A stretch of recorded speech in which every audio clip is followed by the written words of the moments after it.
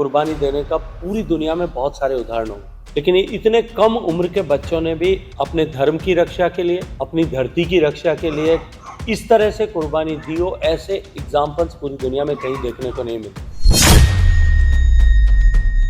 युगों युगों तक उनका बलिदान जो है हमेशा रेलेवेंट और प्रेरक बना रहे, इस उद्देश्य से माननीय प्रधानमंत्री जी ने आजाद होने के इतने वर्ष बाद और बलिदान के इतनी शताब्दी के बाद में पूरे देश इस दिन को मनाए, इस दृष्टिकोण से वीर बाल दिवस को के रूप में 26 तारीख को नामित किया। रानी पद्मावती पर किस तरह के मूवीज बनाई गई हैं, महाराणा प्रताप पर किस तरह की मूवीज बनाई गई, इनको लेकर के इस तरह के प्रयास कुछ लोग करते हैं, बाद में उसको लेकर के आवाज है, चलिए उसको राइट प्लेटफॉर्म पर एसजीपीसी उठाएगी।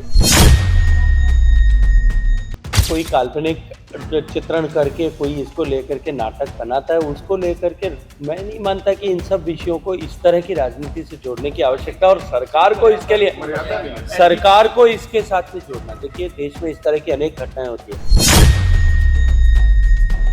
माननीय मुख्यमंत्री जी ने उसको लेकर के एक प्रेस कॉन्फ्रेंस की थी और उसके बाद में भारतीय जनता पार्टी के प्रदेश अध्यक्ष जी ने भी अपनी तरफ से कुछ स्टेटमेंट दिया था। हालांकि मैं ये कहूंगा कि उनका स्टेटमेंट उनकी अपनी जानकारी पर निर्भर हो सकता है, मैं उसमें उसको ऑथेंटिकेट करने के लिए उसको चैलेंज करने की चर्चा नहीं करूंगा, लेकिन इतना जरूर कहूंगा कि तकनीकी रूप से जितने टैब्ल्यू, जितनी झांकियां वहां पर आती हैं, झांकियों के सिलेक्शन का प्रोसीजर क्या है मैं आपके सामने स्पष्ट करना चाहता हूं। एक पिछले 8 साल में, या मैं कहूं कि मोदी जी की सरकार बनने के 10 साल में, पंजाब को 7 बार वहां पर रिप्रेजेंट करने की अपॉर्चुनिटी मिली। मैं जिस प्रदेश से आता हूं उसको केवल 3 बार अपॉर्चुनिटी मिली।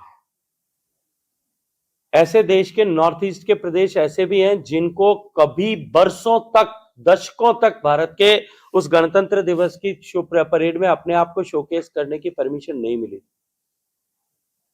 उनकी झांकियां सेलेक्ट नहीं हो पाई थी। गणतंत्र दिवस जैसे सम्मानपूर्ण, गरिमापूर्ण समारोह को इस तरह से पॉलिटिसाइज करने की कोशिश करना, मैं समझता हूं कि इससे ज्यादा दुर्भाग्यपूर्ण कुछ नहीं हो सकता। लेकिन इससे आगे बढ़कर के देश के प्रधानमंत्री ने ऐसे सारे राज्य जो सेलेक्ट नहीं हो सकते, नहीं हो पाए, किसी भी कारण से सेलेक्ट नहीं हो पाए, उनके मन में मायूसी न हो और वो लेफ्ट आउट न महसूस करें, इसको देखते हुए जो एक नई व्यवस्था लाल किले के नीचे पिछले कुछ वर्षों से प्रारंभ की है, भारत पर्व के नाम से, that is to be told by only जो कमेटी में लोग बैठे थे उन्होंने क्यों नहीं किया है तो वही बता सकते हैं, मैं कैसे बता सकता हूँ। मैंने वो उसको क्लियर कर दिया है पहले ही कि वो उनका व्यक्तिगत विचार हो सकता है, उनकी व्यक्तिगत सूचनाओं पर आधारित हो सकता है, लेकिन हकीकत क्या है जो मैंने आपके सामने प्रदर्शित की, ऐसा कभी नहीं होता है जो आपने जिस बात के लिए आप इंगित करना चाहते। ਬਾਲ ਦਿਵਸ ਨੂੰ ਲੈ ਕੇ ਫਿਰ ਸਵਾਲ ਉੱਠਣ ਲੱਗੇ ਨੇ। ਪਿਛਲੇ ਦਿਨੀ ਨਾਟਕ ਪੇਸ਼ ਕੀਤੇ ਗਏ ਇੱਕ ਜਿਹੜਾ ਕਿ ਪਾਤਰ ਬਣਾ ਕੇ ਛੋਟੇ ਸਾਹਿਬਜ਼ਾਦਿਆਂ ਦੇ, ਉਹਨੂੰ ਲੈ ਕੇ ਐਸਜੀਪੀਸੀ ਵੱਲੋਂ ਵੀ ਕੇਂਦਰ ਤੇ ਸਵਾਲ ਉਠਾਏ ਜਾ ਰਹੇ हैं। इस तरह ਦੇ देखिए दुनिया में अपने देश के लिए, देशों के लिए, अपने अपने देशों के लिए, अपने धर्म के लिए, अपने क्षेत्र के लिए कुर्बानी देने का पूरी दुनिया में बहुत सारे उदाहरण होंगे, लेकिन इतने कम उम्र के बच्चों ने भी अपने धर्म की रक्षा के लिए, अपनी धरती की रक्षा के लिए इस तरह से कुर्बानी दी हो, ऐसे एग्जाम्पल्स पूरी दुनिया में कहीं देखने को नहीं मिलते। ऐसे बाल शहीदों का सम्मान स्थापित हो और आने वाली पीढ़ियां उनसे प्रेरणा ले सके, युगों युगों तक उनका बलिदान जो है हमेशा रेलेवेंट और प्रेरक बना रहे, इस उद्देश्य से माननीय प्रधानमंत्री जी ने आजाद होने के इतने वर्ष बाद और बलिदान के इतनी शताब्दी के बाद में पूरे देश इस दिन को मनाए, इस दृष्टिकोण से वीर बाल दिवस को के रूप में 26 तारीख को नामित किया। जो ड्रामा और उसको लेकर के देखिए, ड्रामाज कोई सरकार नहीं बनाती या कोई व्यक्ति। अब किसी विषय को लेकर के कोई अगर जो है कोई काल्पनिक चित्रण करके कोई इसको लेकर के नाटक बनाता है, उसको लेकर के मैं नहीं मानता कि इन सब विषयों को इस तरह की राजनीति से जोड़ने की आवश्यकता, और सरकार को इसके लिए सरकार को इसके साथ में जोड़ना। देखिए देश में इस तरह की अनेक घटनाएं होती है। रानी पद्मावती पर किस तरह के मूवीज बनाई गई हैं, महाराणा प्रताप पर किस तरह की मूवीज बनाई गई, इनको लेकर के इस तरह के प्रयास कुछ लोग करते हैं, बाद में उसको लेकर के आवाज भी होती है। चलिए उसको राइट प्लेटफॉर्म पर एसजीपीसी उठाएगी और उसका निस्तारण भी होगा। शेखावत सर, इलेक्शन लोक सभा ਦਾ ਬਹੁਤ ਨਜ਼ਦੀਕ ਹੈ ਕਿ ਇੱਕ ਵਾਰ ਫਿਰ ਪੰਜਾਬ 'ਚ ਸ਼੍ਰੋਮਣੀ ਅਕਾਲੀ ਦਲ ਤੇ ਭਾਜਪਾ ਤੋਂ ਫਰੰਟ ਤੇ नजर आएंगे। हाँ हाँ, देखिए मुझे आज सुबह भी ये प्रश्न किसी ने पूछा था, मैंने उनसे भी ये कहा था कि वैसे तो राजनीति असीम संभावनाओं का क्षेत्र है और वहां किसी भी तरह की किसी भी संभावना से कभी भी इनकार नहीं किया जा सकता। आप देख रहे होंगे कि कल नीतीश कुमार साहब ने भारतीय जनता पार्टी के साथ वापस जुड़ने की कहीं अपने इच्छा व्यक्त की है, जेडीयू ने व्यक्त की है। हमने ये भी देखा इस देश में कि दुर्विरोधी जो है एक साथ आकर के और सरकार चला रहे हैं, लेकिन अपनी राजनीतिक महत्वाकांक्षाओं की पूर्ति के लिए, कुर्सी की प्राप्ति के लिए इस तरह के समझौते आपस में राजनीतिक दल करें। हमने इन सबको देखा है, देश का इतिहास का जो है इसका साक्षी है। लेकिन इतना अवश्य कहूंगा और जिम्मेदारी के साथ में कहूंगा कि आज जब मैं आपको बैठ करके बात कर रहा हूं, आज की तारीख तक 30 तारीख दिसंबर की है आज 2023 की, और दिन के 3:06 हुए हैं। अब तक इस विषय में न तो कहीं कोई प्रस्ताव है, न कोई चर्चा है, न कोई विचार है, न कोई चिंता है, न कोई इस विषय को लेकर के कहीं बातचीत हो रही। अभी तक इस विषय को लेकर के कहीं किसी तरह की कोई बातचीत नहीं है।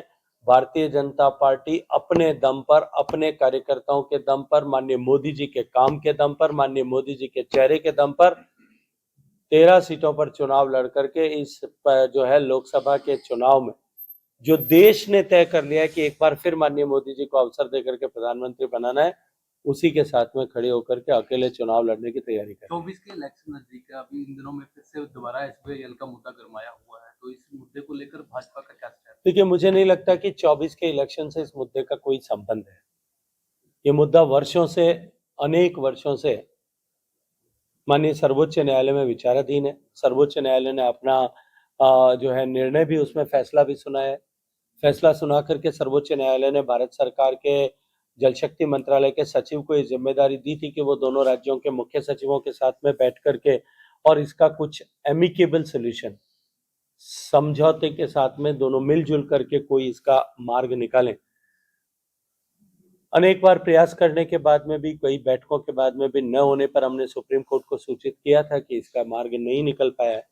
सुप्रीम कोर्ट ने एक बार फिर फैसला देते हुए जल शक्ति मंत्री को यह जिम्मेदारी दी थी, और जल शक्ति मंत्री होने के नाते मुझे जिम्मेदारी दी थी कि मैं दोनों राज्यों के माननीय मुख्यमंत्रियों के साथ बैठ करके इसका कोई रास्ता निकालने का प्रयास करूं। मैंने 2 बार बैठ करके प्रयास किया, लेकिन दुर्भाग्य से कोई मार्ग नहीं निकल पाया।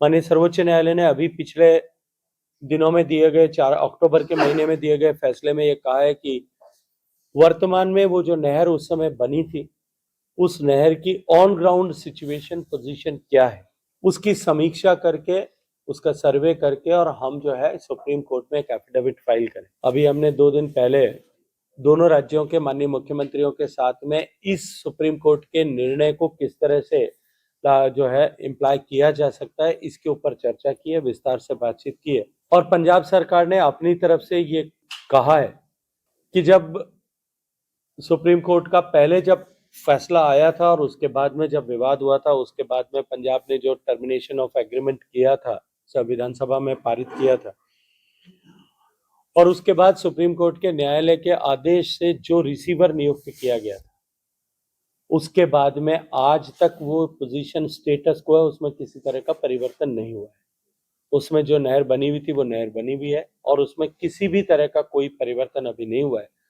उन्होंने ये मीटिंग में ये कहा है, let it be minutized and it is confirmed by the state of government and let them file a affidavit in the Supreme Court कि हमारी परिस्थिति वही है। आगे सुप्रीम कोर्ट उसमें जो भी निर्णय करेगी, उस निर्णय के साथ में हम सब लोग मिलकर के प्रयास करेंगे। बीजेपी का sir election commission of India ਦੀ ਨਿਯੁਕਤੀ ਲਈ ਜਿਹੜਾ ਚੀਫ ਜਸਟਿਸ ਆਫ ਇੰਡੀਆ ਨੂੰ ਪੈਨਲ ਤੇ ਰੱਖਿਆ ਨਹੀਂ ਗਿਆ, ਕੀ ਕਹਿਣਾ ਚਾਹੋਗੇ? देखिए, ये तो लोकसभा और राज्यसभा ने अपने यहाँ पर कानून पारित किया है।